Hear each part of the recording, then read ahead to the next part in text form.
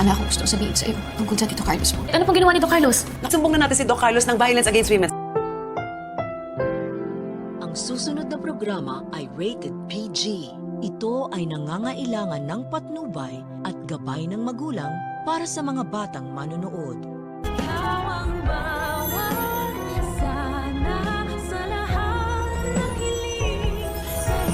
Or itutuloy niya na yung plano niya na pag-disinherit sa'yo. And then, ikaw din yung sampid dito.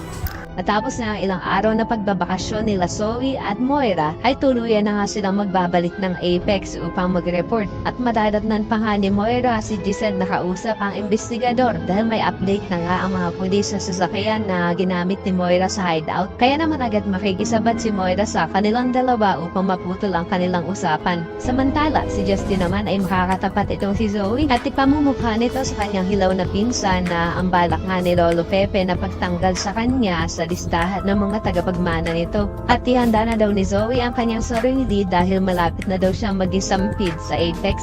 Samantala, himala, mas matapang na nga ngayon si Lynette at desidido na yata siyang magsabi ng totoo sa kanyang anak na si Annalyn ng kanyang tunay na sinapit dito kay Carlos.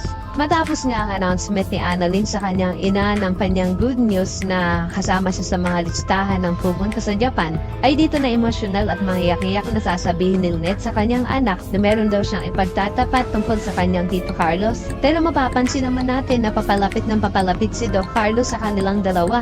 Kaya naman magawa pa nga kaya ni Lynette na maipagtapat sa kanyang anak ang tunay niyang sitwasyon. Sa kabilang banda, malakas talaga ang putob ni Diyosa na si Carlos ang may kagawan ng pasa sa braso nitong si Lynette. Kaya naman yayayain ni Diyosa si Lola Susan na pumunta na ng women's desk upang ireklamo si Doc Carlos ng physical injury. Pero pumayag naman kaya si Lola Susan na samahan si Diyosa na tumawag sa mga pulis. Yan ang dapat nating abangan. Kaya naman po isa ka rin sa mga umaasang sana matuloy ang pagsusumbong ni Lynette sa kanyang anak na si Annalyn patungkol sa ginawa sa kanya ni Carlos. Ay pakilike ang video na ito and don't forget to subscribe.